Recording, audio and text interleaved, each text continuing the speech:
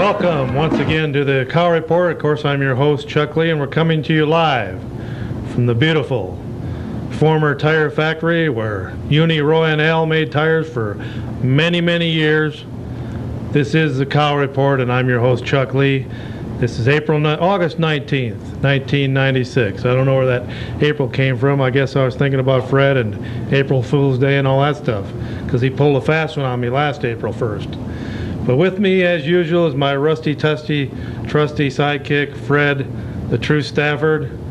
Welcome to the program once again, Fred. We're glad to always see you. Hello there, Chuck. When you can make it. Hello to our listeners. Glad to see you out there, Fred. And of course, you know, August 19th, 1996. A day that will live in infamy, Fred. Yes.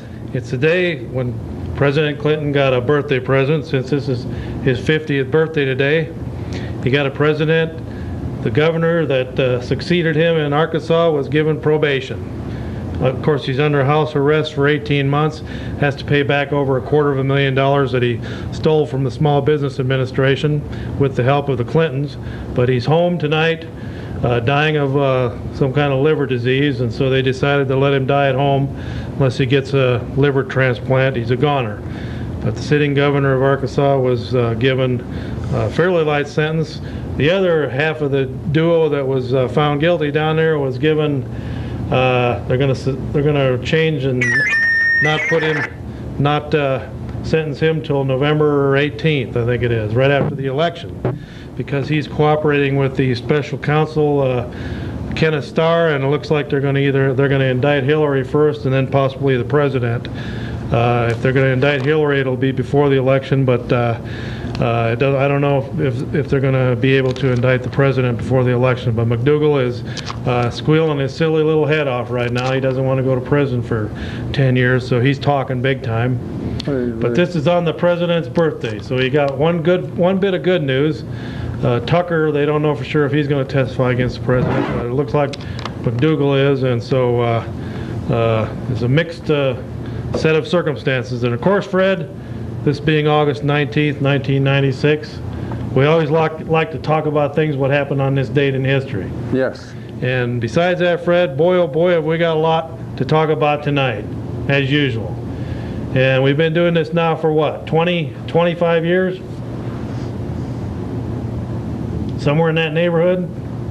Minus about 15 years or better. Oh, okay, all right, well, something like that. Well, anyway, Fred, August 19th, 1929, this popular radio show airs its first segment. August what? August 19th, today, 1929, this popular radio show airs its first segment. Was that Amos and Andy? Yeah, how'd you remember that, Fred? Well, Probably ain't 5 people watching that remembers that. 1929, you couldn't have been more than 35 by then. 1929. I wasn't 20 yet. All right. And by the way, the Loyal Order of the Raccoons is now in session, so pay attention. Okay, Fred, you know, we like to give away things here, and we've been giving this away now for what, 3 or 4 years? This here tape, every time we give it away, it seems to come back. So we want somebody to call in later. Pick it up, huh? We want somebody to call in later and win this tape.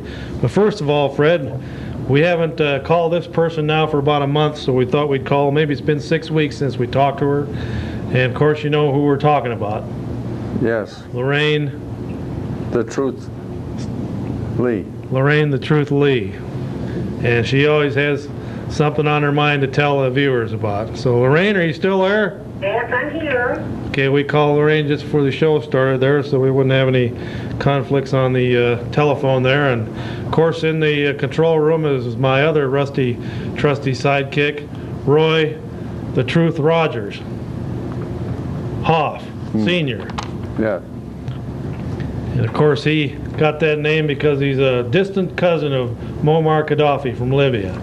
That's why they named him that. All right, Lorraine, what's going on out there in the big old city of Eau Claire? What's the scuttlebutt out there? What have you heard in the last few weeks since we talked to you? I haven't been around too much. much. We have a family problem here we're trying to solve, but it's getting down to a roar now. But of course, you've heard about Christmas in July, used on different things. Well, I hope everybody out there is ready for the snow job of August. August 26th is supposed to be the next report from the convention. Arena? What their study on the arena. That's supposed to come out on the 26th. That's phase 2 that was supposed to be out about a month ago. Right, but this is really going to be a snow job, folks. I don't know how anyone could ever be taken in by what's going on. I've had people call me that have called different representatives on the city council, and they're telling them that they're not cleaning up Forest Street to have anything to do with the arena. Well, now a kindergarten dropout can figure that one out.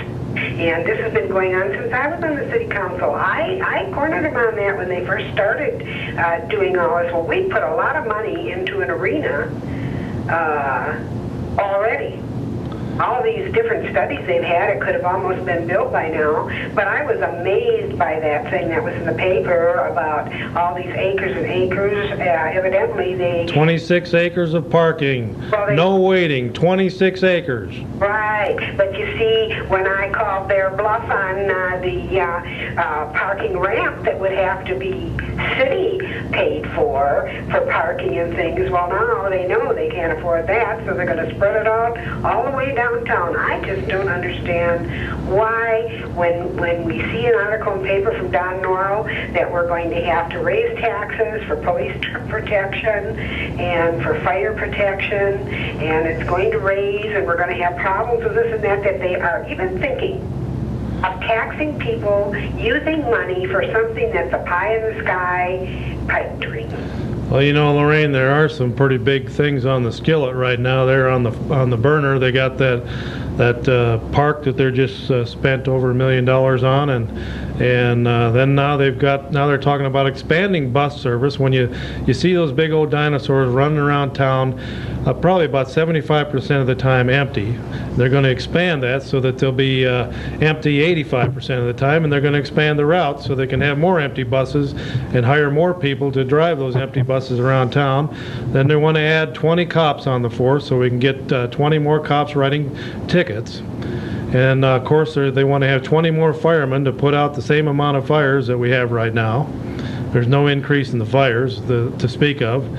And then we've got this, by the time it's done, they're probably going to have $100 million tied up in this city central arena complex thingamajig they got going downtown here. It gets bigger all the time, highways and byways and parking lots from here to the moon, and fancy new buildings along the river, and bridges across the rivers, and cantilevered swimming pools, and who knows what's going to be put in there. But all of that just so that we can bring in tourists to go look at the Paul Bunyan museum over there, and after 15 minutes they ain't got nothing to look at. Well, that's what I've said for years, but what really gripes me so is the way they snow the people, trying to make people think that it has nothing to do with an arena. Well, how many times have they worked on Cameron Street? So many times that it isn't funny. Now they want to straighten that out some way. They just got done with it. Well, you know, after 12 years of me living here in town, Lorraine, they finally fixed that little jog there over by Hobbs Ice Arena. It took them 12 years to fill in that rat's nest of a pothole-infested corner there right by that bike shop. They finally fixed it. Can you believe it? No, I haven't been down there lately, so I'll have to go, because I can't believe I've been driving on that thing for so long. And these are the things they can fix all these streets, they can build more, they can expand them for something like an arena that I'm telling you, they know doggone well the majority of people don't even want here, but they can't give decent streets to drive on for the public. You know, when you speak about the firemen and the policemen, you know, it wasn't too many years ago, and was one of the reasons why we worked so hard in ACT to change the form of government is Crinian and her honchos wanted to have firemen double as policemen. And double as firemen. Ted Fisher had that almost finalized by the time that they realized that it just plain wasn't going to work because the people didn't want it. I mean, I want police protection and fire protection, but I don't see how they can change clothes in the middle of a stream of water for a fire and get back on duty for when somebody's robbing the bank. Well, you know, Lorraine, I also noticed now that, you know, the school board was forced by Dave Zine and Krybeck and Governor Thompson. They were forced to give back roughly about $300 on a $70,000 house to the taxpayers to give that tax money back that they've been pilfering for years. They were forced to give it back. They didn't give it back gladly, and don't cry for them out there, folks, because their budget now is bigger than ever, and it's almost doubled in 10 years, so don't shed any tears. But you were going to have a Christmas present, but now the city's going to steal it. They've already carved it up. And they're not done yet. Norrell says there's going to be a big increase of, what, 15%? That's not talking about all these new cops and all this other stuff, Lorraine. That's going to cost a couple more million a year for all that. Going to cost more than that if they do it. I think they probably have done already. I don't know. But when I was on the city council, I was just incensed when the school system wanted to borrow $4 million from the city, and they were going to give it to them at 7.5% when they can bond at 4.5% to 5%. I could have stopped at that, but look what you got on that council now that's going to vote for it. Mahalev, not only has he got the interest of the banksters arena in there, but his wife's a teacher, and you have the other name on there that was a principal of the school, and they brought in Joe B. That's nice. I mean, you vote for the school to get this, and we'll give your people that and this and that on the education system.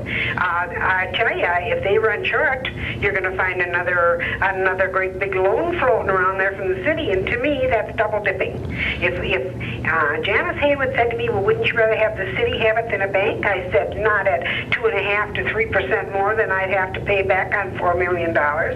That's quite a piece of change, and I bet that's just what's going to happen. They have to give this rebate back, and they'll be right back borrowing again at 7.5% from the city. Well, you know, Lorraine, I always wondered about why don't they just force these school boards and stuff to start out with a zero budget every year and prove that they need these, what, I don't know how big that budget is, over 40 million, 50, 60 million a year, whatever it is, 80 million.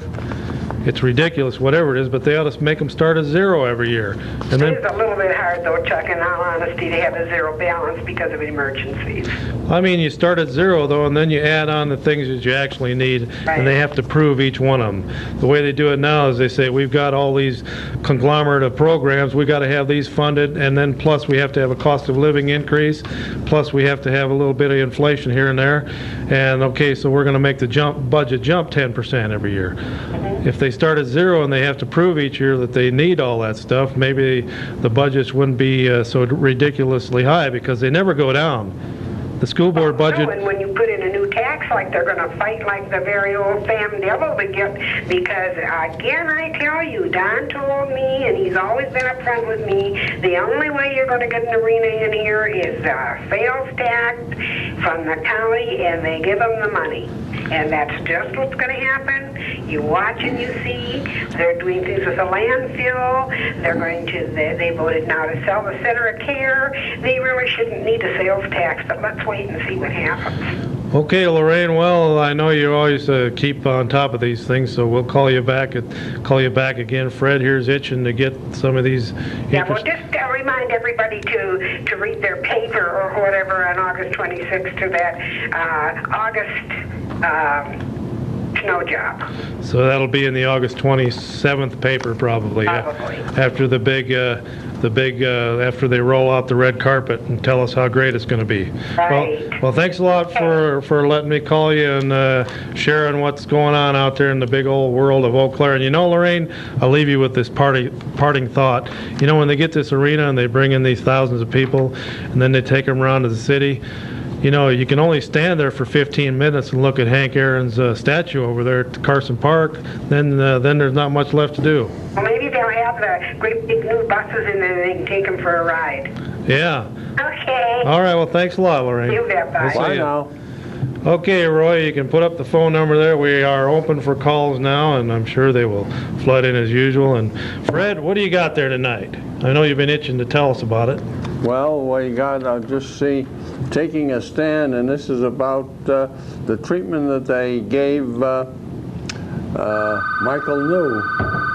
And he didn't want to go to Macedonia and serve a UN uniform without the protection of our country in case he was arrested and became a POW or whatever you want to call him.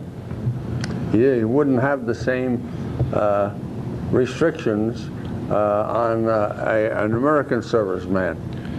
Yeah, well, Michael knew what he was doing.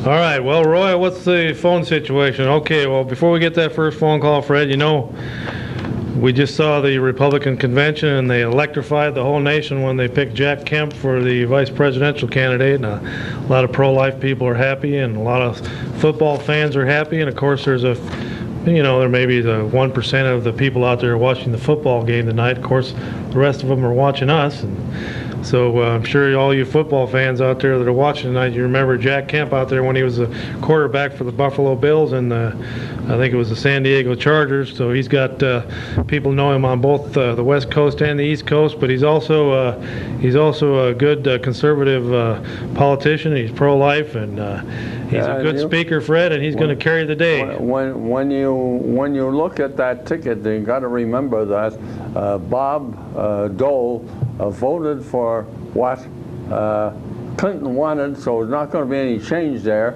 and he's going to take us into the New World Order. Well, Fred, you know you don't have Pat Buchanan to kick around anymore. I know I don't, but unfortunately, Pat Buchanan didn't drop out of the party.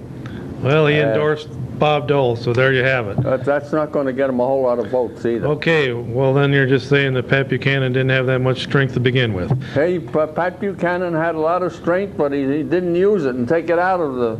Well, he was intelligent enough to endorse Kemp and Dole. I don't think that was stupid, what he's done. He probably sold a bill of goods.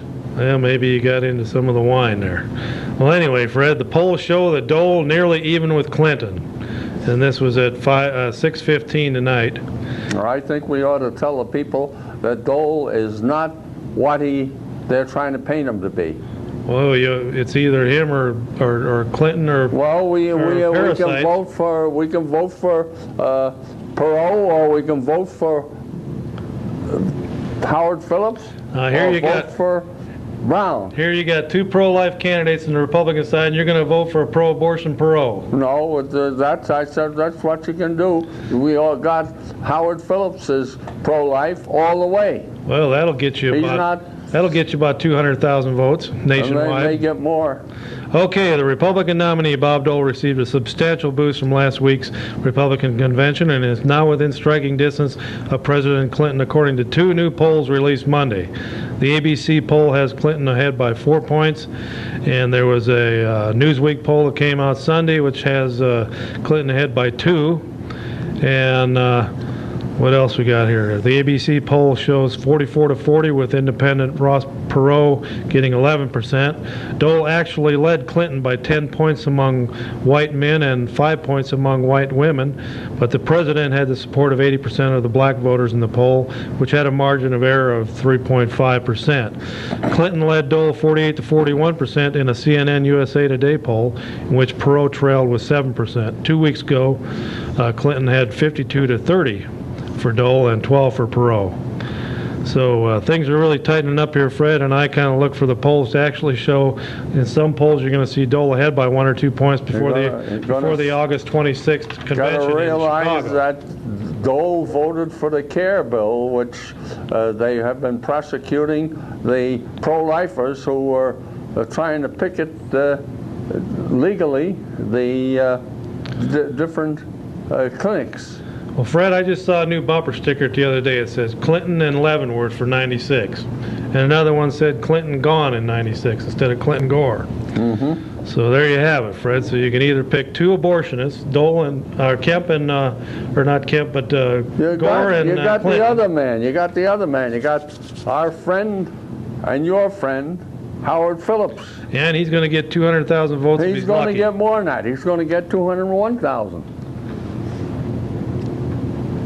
The people want to change. They didn't get it with what Dole was doing in the Congress, so why should they vote for him?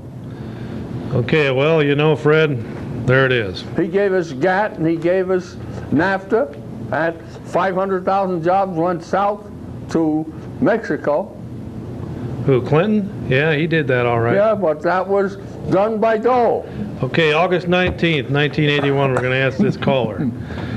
2 jets were shot down by American warplanes after this country fires at the American planes. And we'll have the caller see if he can get this right. Go ahead, caller, you're on the air. Oh, I have no idea your question there. I just had a question of my own. What's that? Well, I was wondering if you think it'd be a good idea for the University of Eau Claire here to try to pursue a professional football team for a training camp here in Eau Claire. Well, that's an excellent question. And with that, we'll let the caller go so we can take another call. But the thing is, Fred, the old Cheese League, now you got the Chicago Bears down there in the Platteville area practicing. You got the Kansas City Chiefs over at River Falls. You got the Green Bay Packers already up here. You got the Minnesota Vikings just 85 miles west of here. What other teams you got in the state? There's another one down there somewhere. Didn't they get one over in I think you might have something down by La Crosse. Stevens Point? Maybe there's one down there in La Crosse. But anyway, you need one here. We've got a fine facility here in town. If they bring in one of them Florida teams or one of them southern teams that are just boiling down there from the heat, they bring them up here and let them get into this cool weather so they can practice. We'd have one heck of a cheese league up here to have some of those pre-season games up here. It'd be good for tourism, good for the Wisconsin economy, and I know Governor Thompson is trying very hard to get a team into Eau Claire here, and it would help fill up them dorms. They gotta have fix up the Carson Park there. Well, they would use the university's facilities right there on the campus, and besides that, it would help to elect Bob Dole too. Go ahead, caller, you're on the air. Hi, I got a question for you. What do you think about all those adult bookstores in the city of Eau Claire? Do you think they're polluting the minds of the citizens? Well, we'll have our expert on pornography, Fred the True Stafford, tell you all about that. He's been following them things for what now? 20, 25 years? I believe that they do. Do what? Pollute the minds of the people who read them.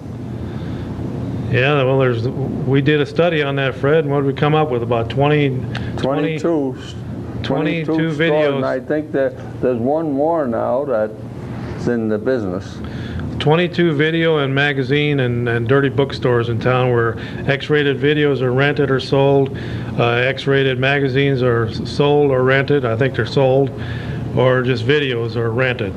And so it's spread out into the suburbs of Eau Claire and into some of these suburban shopping centers in the area. And there's a large one up there in Chippewa we found, Fred. They had over 1,000 titles up there, X-rated titles, XXX. So, but anyway, Fred, it does wear down on a community to have that kind of stuff on a continuous basis going out into the community.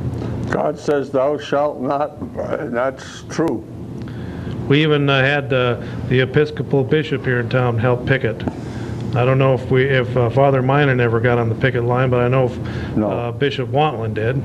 He didn't. And several Christian ministers in town have picketed various adult bookstores and video stores in the area over the years. But you know, Fred, there's no ordinance, so they're free to pretty much blossom as they would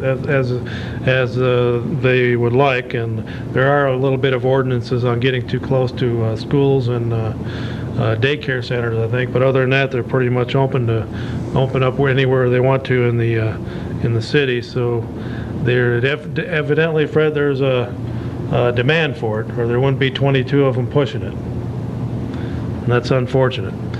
Well, Roy, the answer to that other question there hinges directly on Roy's relatives, and it's the 2 Libyan jets were shot down, Roy.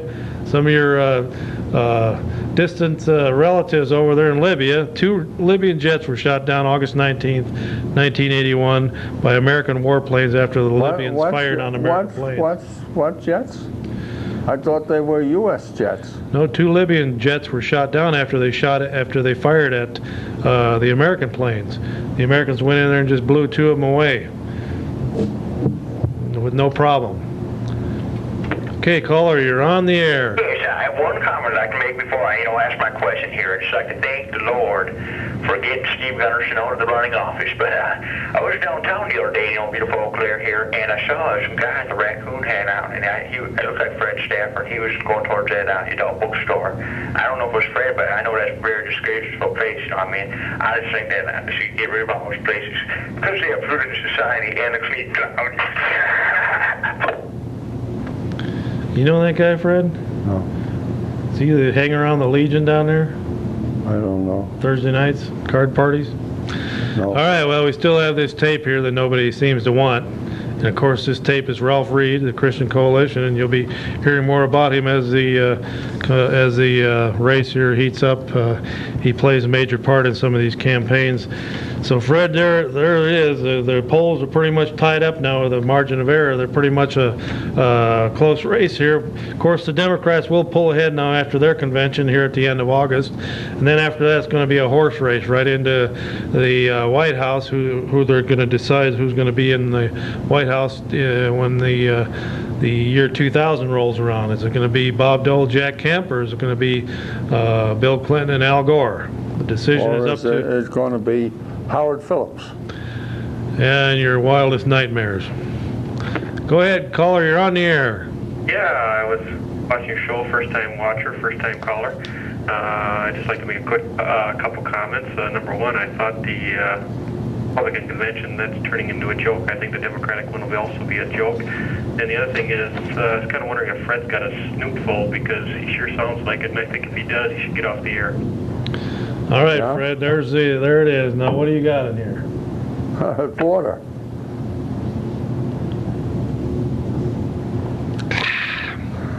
You sure that's water? You know damn well it's water. You put it in there, so you I ought to haven't know. tasted water this good since we used to drink that Willard water behind the barn Yeah, back in '43. yeah. Okay, Fred, well, what's your answer to this guy here that called you up and accused you of that? Well, I haven't been downtown very much, very frankly, of late. I got to go back down there again. I did go to see our new priest who's running St. Pat's and Sacred Heart, and I think he's going to join the Catholic War Veterans. Okay, Fred, well, we just got some hot off the press here from the Taxpayers Network Monthly. It comes out of, we had the guy on this show, Michael Riley, the head of the Taxpayers Network, and he was the one that was working for term limits. Remember we had him on here and interviewed him a couple years back? Well, he puts out a newsletter now on the tax situation across the country, and the best places to start a small business to survive, #1 state in the union is South Dakota. You want to know where Wisconsin's at for favorable to businesses? 22nd. You want to know where the worst place in the world, in the United States is? Besides Rhode Island? New York? District of Columbia, and then New York. New York is the worst place in the United States to open a business. The second worst is the District of Columbia, which Clinton resides in, so you'd expect that.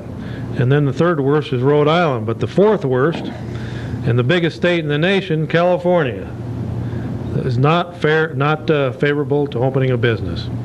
So if you want to open a business and get all kinds of perks from the government and low taxes and just favorable towards business survival, go to South Dakota, Wyoming, Nevada, or Washington State, and Texas is 5th. So those are the favorable places to go if you want to be in business. And you know, Fred, just thought I'd bring this up for you. This is back when you were a young man, August 20th. 1833. This president was born in North Bend, Ohio. He was. Who would that be? He's the 23rd president. Born 1833. I can't think of his name. Benjamin Harris. And okay, we're going to have a question for this next caller. If they can answer it, they win the 2-cassette book on tape. It's called Politically Incorrect by Ralph Reed of the Emerging Faith Factor in American Politics. And if somebody from the left wins it, they can snoop around and see how the right wing is getting all these people elected. And if someone from the right wing, they can use it to help get more right wing people elected. If it's somebody in the middle, they can just listen to it for the enjoyment. Go ahead, caller, you're on the air. Hello, Chuck. How are you doing tonight? All right. Okay. I hear you got a question for me. Okay, August 20th, 1982. You're 20 in 1982, huh? All right. Okay. This country had Marines land to oversee the withdrawal of the Palestinian Liberation Organization forces from the city. What was the name of the country and the city that the U.S. Marines landed in to oversee the withdrawal of the PLO? I believe that was the Raccoon Hat City. That's the city of Lithuania, because I remember there's some people out there. They were wearing raccoon hats, just like you have on tonight, as a matter of fact. It was a statewide national security breach. And I thought that the raccoon hats fit really well. And then once in a while, when I'm looking at the TV, I see a raccoon hat. Well, Fred, that's obviously not the right answer. It was Beirut, Lebanon. I thought it was. And of course, not too long after that, almost 300 of them were blown up and killed by PLO and their murderous hyenas over there. Was it them or the Muslims that did it? Well, it was that faction that's been stirring up terrorism for the last 25 years. And of course, it looks like they could possibly be the ones that blew up Flight 800 that went out of New York City and was knocked out of the air here a few weeks back. And also, it looks like Iran or Syria was behind the bombing over there in Saudi Arabia, where the 19 Americans were blown up in that building over there. And that building looks very much similar to what happened in Oklahoma. It was.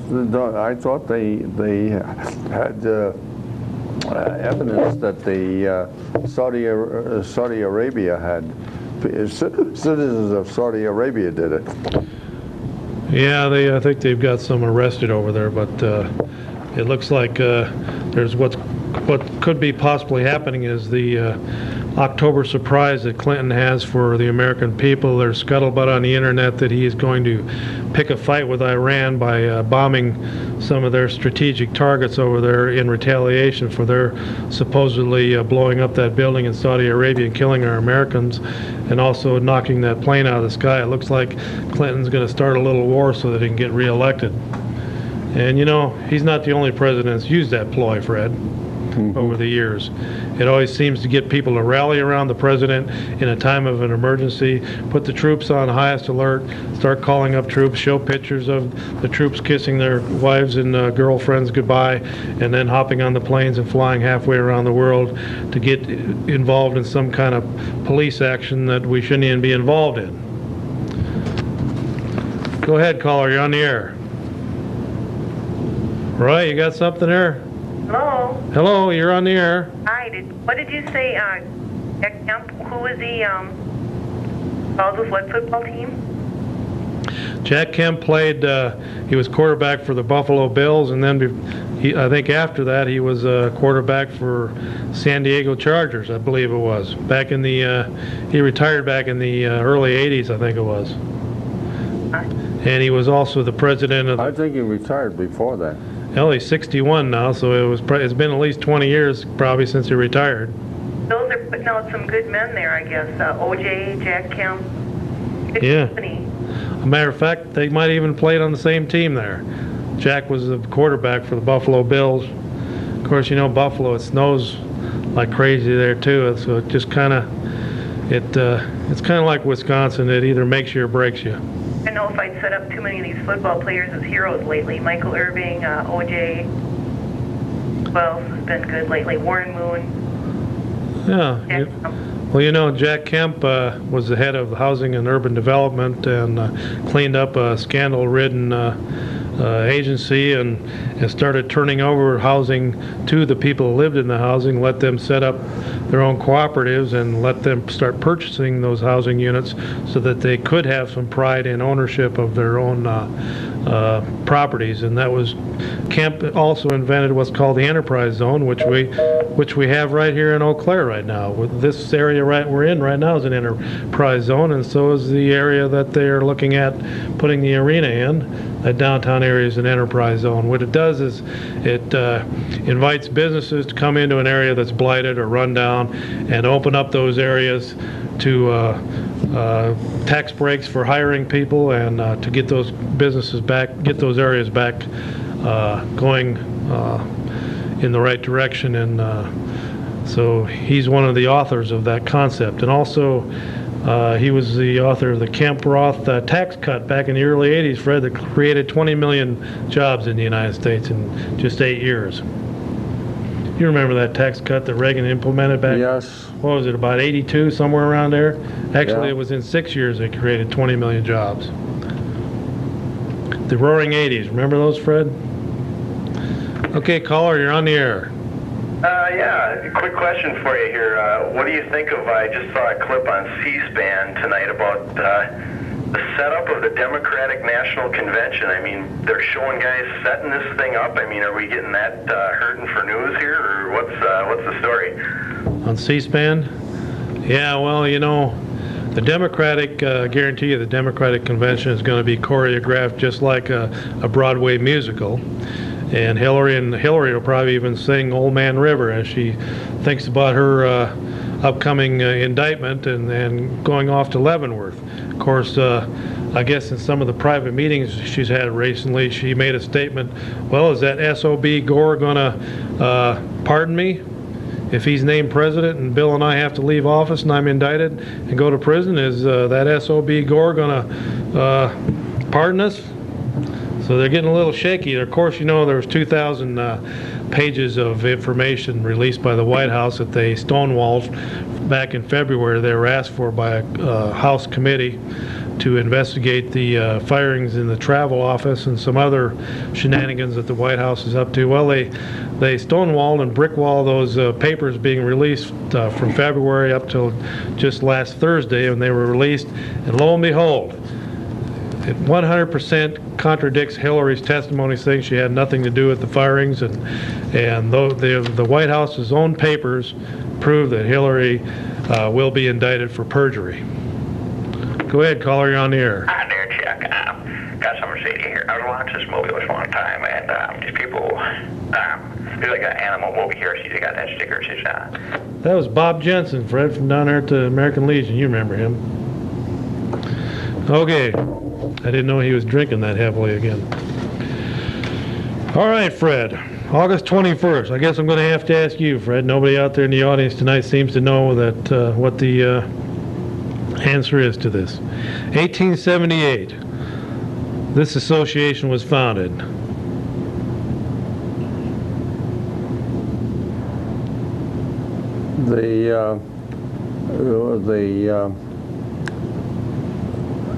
The Army of the Republic, is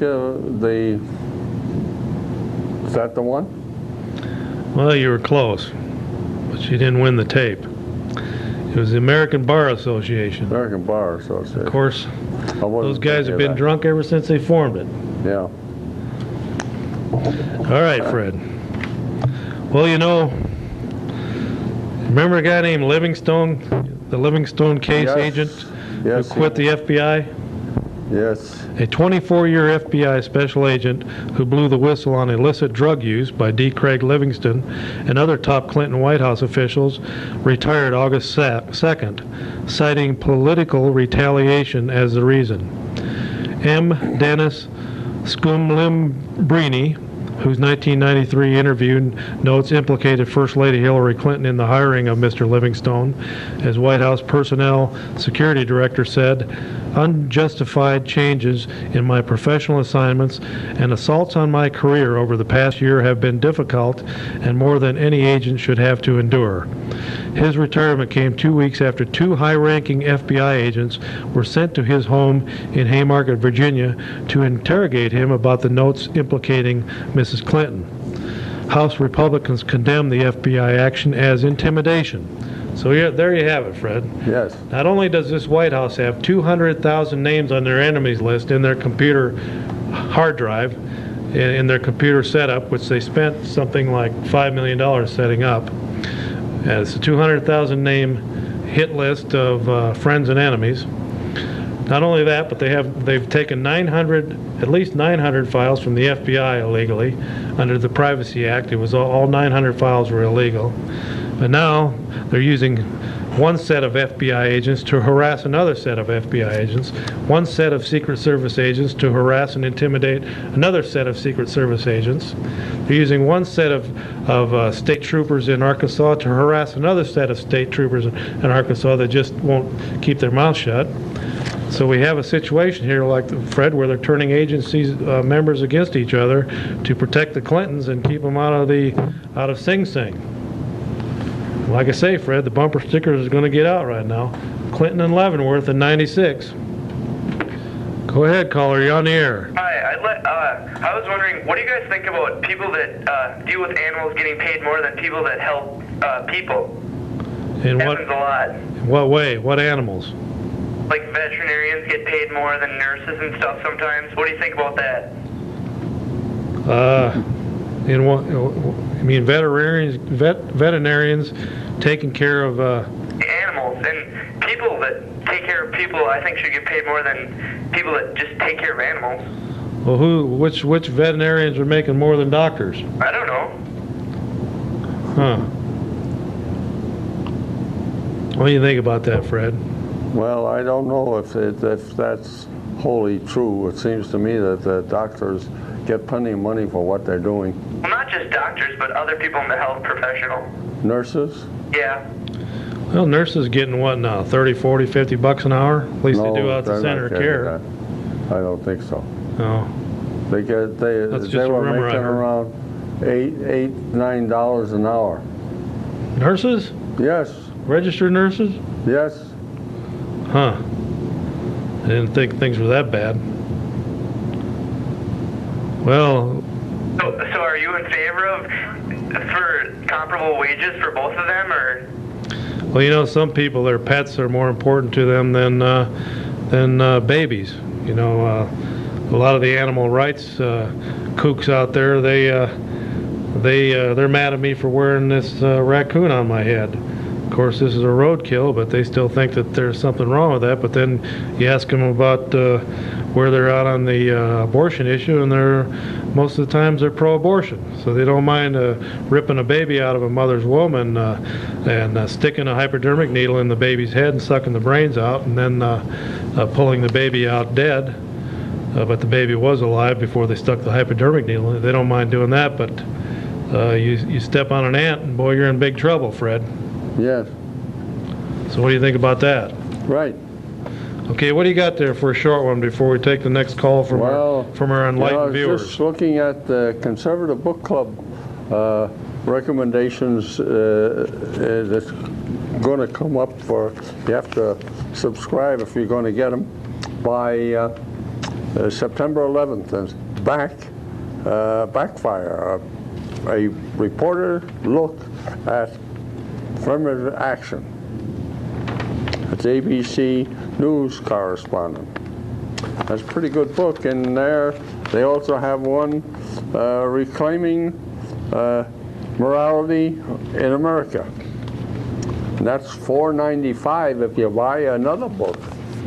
Well, that's all well and good, Fred, but we're not here to sell books tonight. This is, this is a People gotta, non-profit station. if you want to read what's going on in the country, you got to go outside the regular books that are recommended in the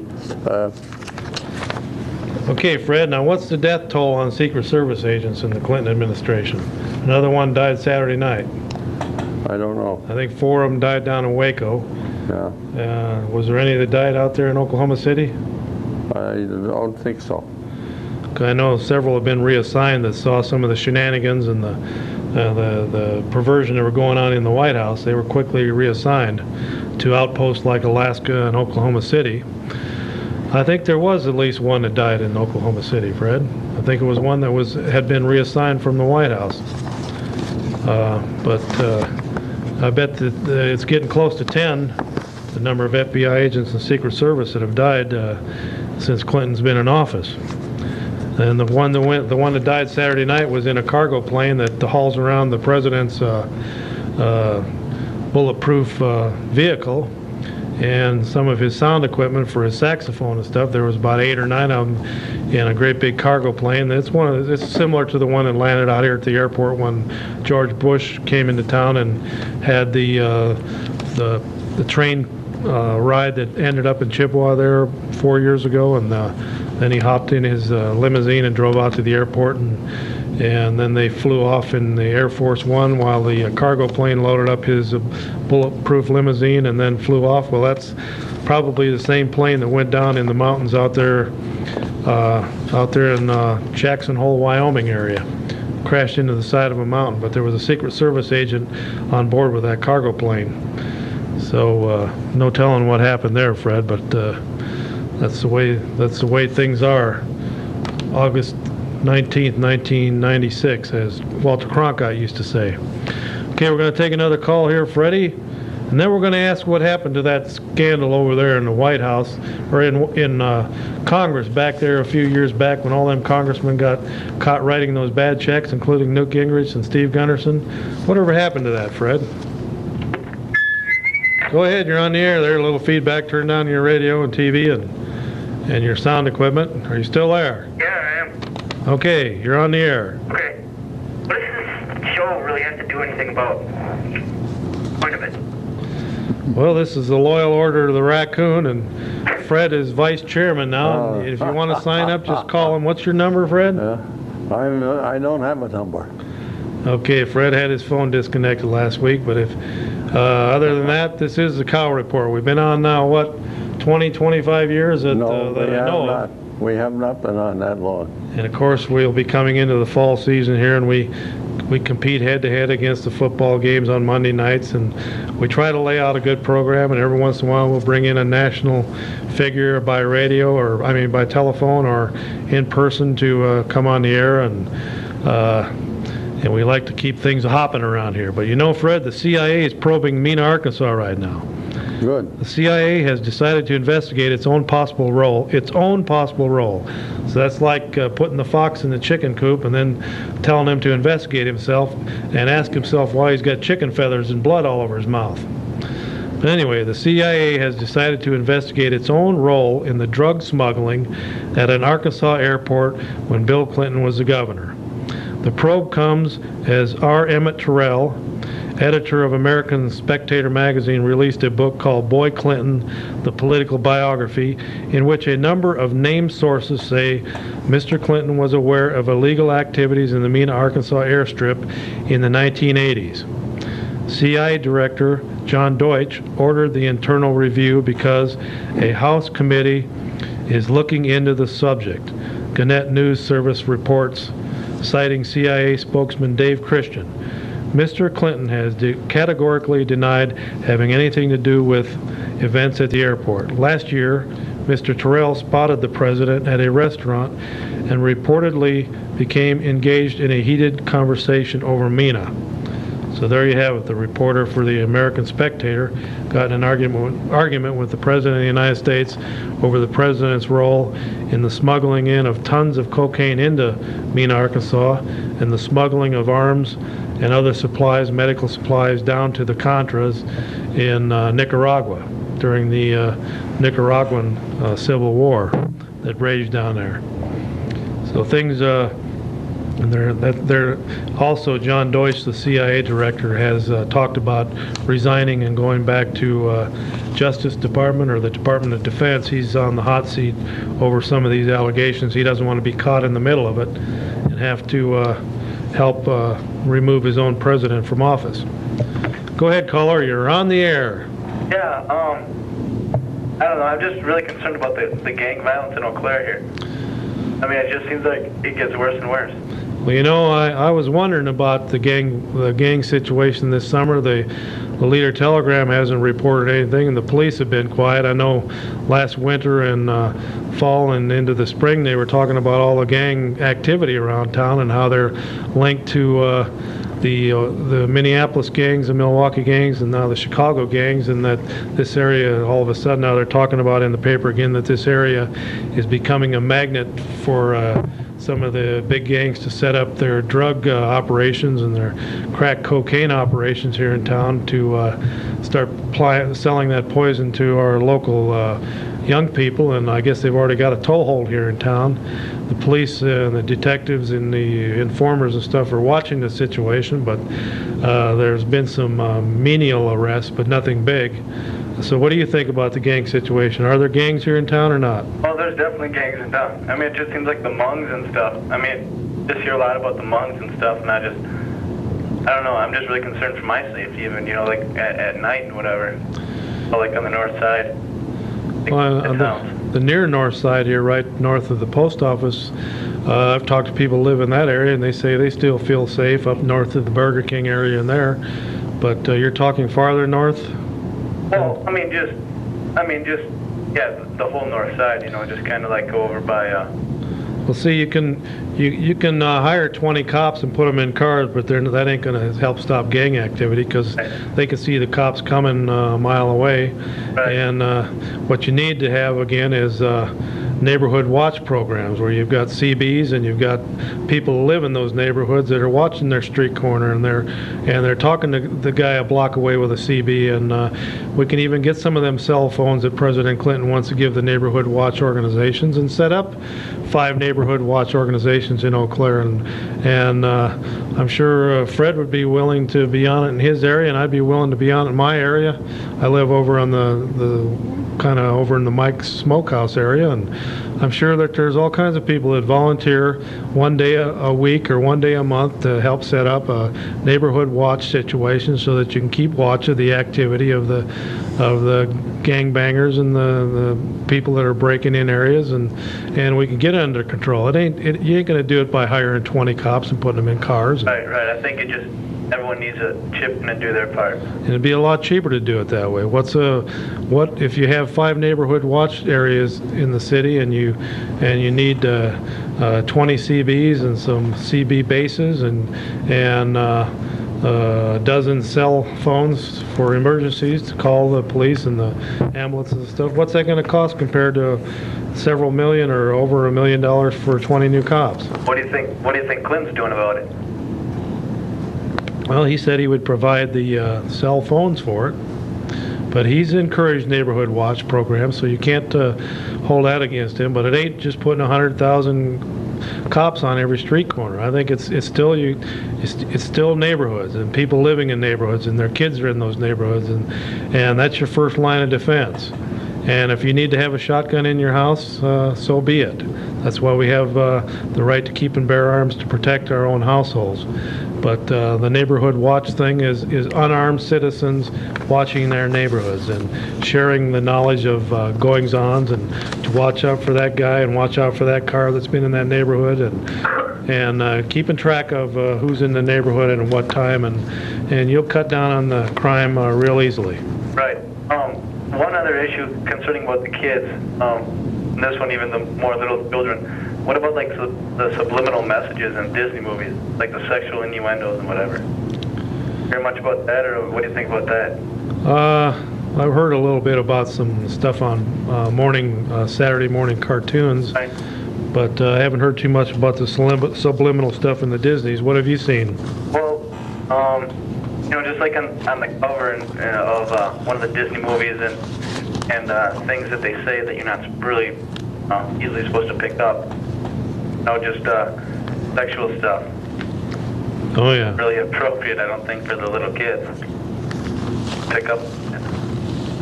Yeah.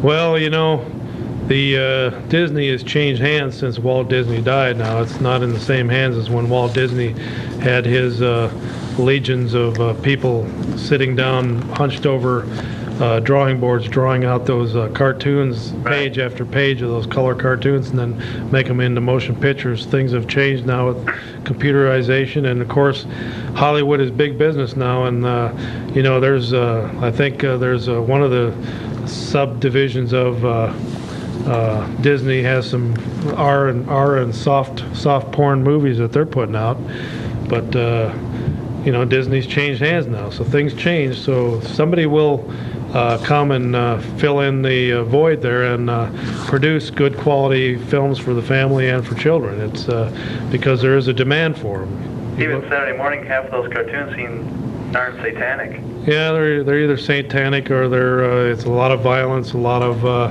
sci-fi stuff, a lot of demonic cartoon type characters that and a lot of witchcraft and stuff has creeped in there over the years, and you know, the good witch and the bad witch and all that stuff, and the trolls, and there's all kinds of demonic stuff that's crept in there.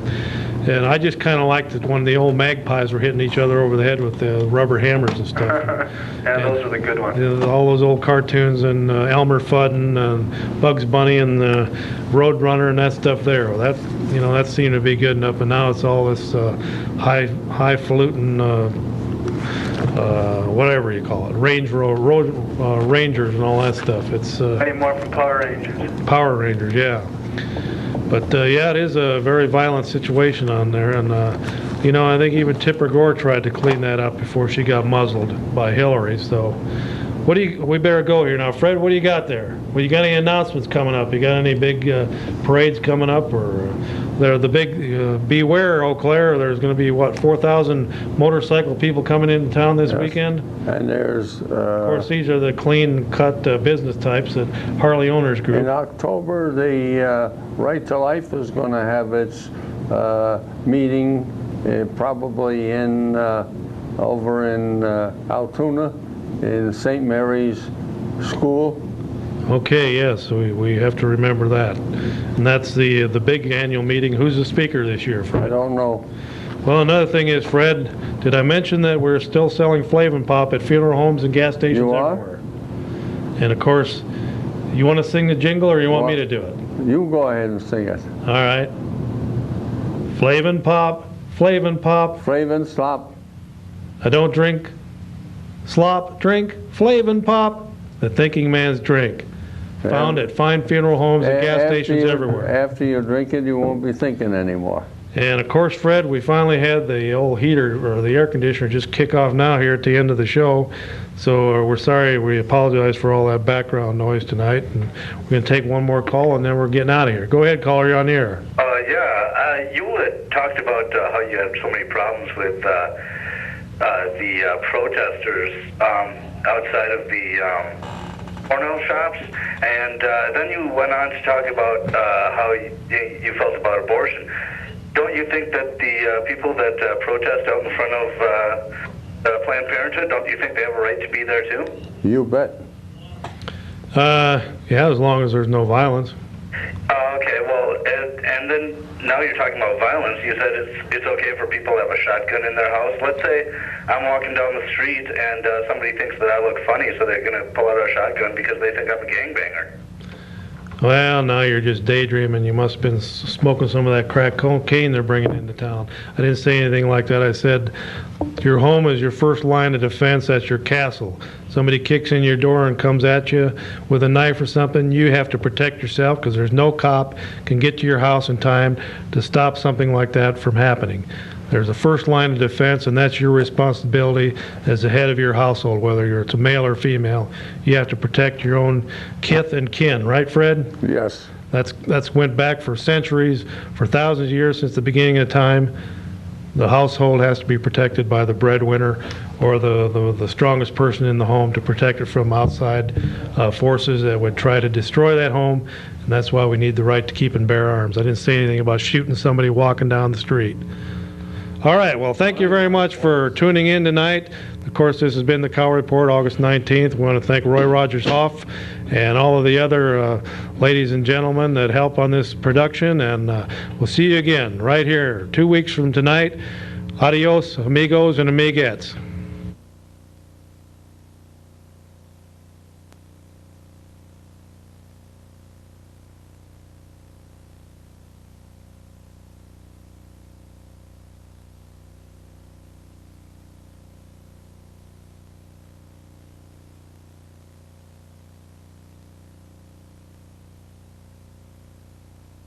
Okay, guys, let's get in the car.